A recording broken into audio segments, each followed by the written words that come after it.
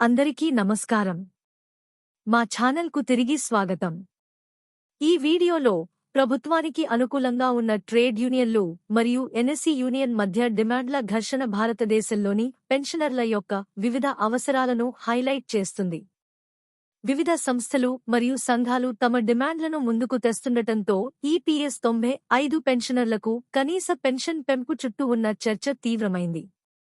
ఈ విషయంలో EPS 95 pensioner కనీస పెన్షన్ పెంపు కోసం డిమాండ్ల ఘర్షణలో ప్రభుత్వ పాత్ర 2025 బడ్జెట్లో చేర్చబడుతుందా లేదా అనేది సస్పెన్స్గా మిగిలిపోయింది. పూర్తి వివరాలు తెలుసుకుందాం. పూర్తి వీడియోను చివరి వరకు చూడండి. వీడియోను మిస్ చేయవద్దు లేదా దాటవేయవద్దు. అంశంలోకి వెళ్లే ముందు మీరందరూ మా ఛానల్కు సభ్యత్వాన్ని పొంది మాకు మద్దతు ఇవ్వమని మేము అభ్యర్థిస్తున్నాము. ఉద్యోగుల పెన్షన్ పథకం ఈపీఎస్ 95 భారతదేశంలోని చాలామంది పెన్షనర్లకు కీలకమైన భద్రతా వలయంగా ఉంది. వారి పదవీ విరమణ సంవత్సరాల్లో వారికి ఆర్థిక సహాయం అందిస్తుంది. అయితే కనీస పెన్షన్ మొత్తం చుట్టూ జరుగుతున్న ఇటీవలి చర్చలు వివిధ సంస్థల మధ్య డిమాండ్ల యొక్క గణనీయమైన ఘర్షణకు దారితీశాయి. కొందరు 5,000 రూపాయలు కనీస పెన్షన్ కోసం వాదిస్తుండగా, ఈపీఎస్ 95 జాతీయ పెన్షనర్ల సంఘాలు కరువు భత్యం మరియు వైద్య ప్రయోజనాలతో పాటు 7,500 రూపాయలుకి మరింత గణనీయమైన పెరుగుదల కోసం ఒత్తిడి చేస్తున్నాయి.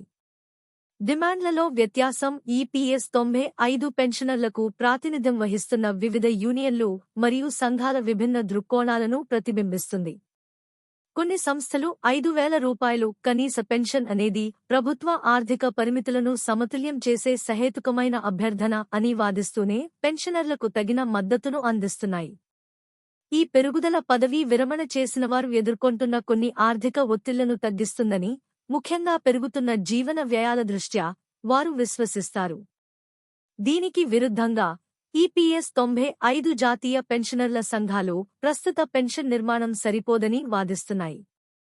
ముఖ్యంగా ద్రవ్యోల్బణం మరియు పెరిగిన వైద్య సంరక్షణ ఖర్చులను పరిగణనలోకి తీసుకున్నప్పుడు పెన్షనర్లకు మంచి జీవన ప్రమాణాలను నిర్ధారించడానికి కనీసం 7,500 రూపాయలు అవసరమని వారు వాదిస్తున్నారు. ద్రవ్యోల్బణాన్ని ఎదుర్కోవడానికి పెన్షనర్లకు సహాయపడే డిఎన్ఎస్ అలవెన్సులు మరియు ఉచిత వైద్య సౌకర్యాలు కూడా వారి డిమాండ్లలో ఉన్నాయి. ప్రస్తుత పెన్షన్ వారి ప్రాథమిక అవసరాలను తీర్చదని నొక్కి చెబుతుంది. ఈ డిమాండ్లను పరిష్కరించడంలో ప్రభుత్వ పాత్ర కీలకమైనది.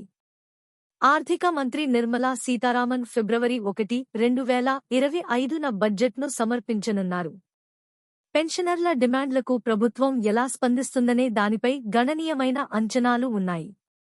కనీస పెన్షన్ పెంపును పరిగణనలోకి తీసుకోవడానికి ప్రభుత్వం సిద్ధంగా ఉండవచ్చని మునుపటి చర్చలు సూచిస్తున్నాయి. కానీ ఈ పెరుగుదల ఎంతవరకు అనిశ్చితంగా ఉంది. పెన్షనర్ల ఫిర్యాదులను పరిష్కరించడానికి ప్రధానమంత్రి మరియు ఆర్థిక మంత్రి గతంలో తమ నిబద్ధతను వ్యక్తం చేశారు. ద్రవ్యోల్బణం మరియు మారుతున్న ఆర్థిక పరిస్థితుల కారణంగా పెన్షన్ మొత్తాలను తిరిగి పరిశీలించాల్సిన ఆవశ్యకతను గుర్తించడం ఇందులో ఉంది.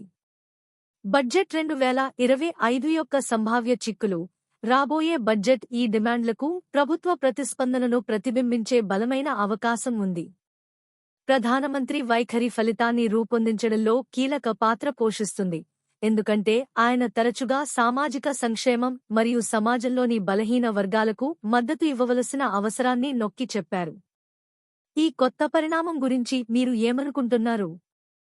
ప్రభుత్వం 2025 బడ్జెట్లో కనీస పెన్షన్ పెంపును ప్రకటిస్తుందా లేదా? దిగువ వ్యాఖ్యలలో మీ ఆలోచనలను వినడానికి మేము ఇష్టపడతాము. ఈ వీడియో మీకు సమాచారంగా అనిపిస్తే దయచేసి లైక్ బటన్ను నొక్కి మన పెన్షనర్లను ప్రభావితం చేసే ముఖ్యమైన వార్తల కోసం మా ఛానల్కు సభ్యత్వాన్ని పొందండి. ఈ వీడియో చూసినందుకు ధన్యవాదాలు.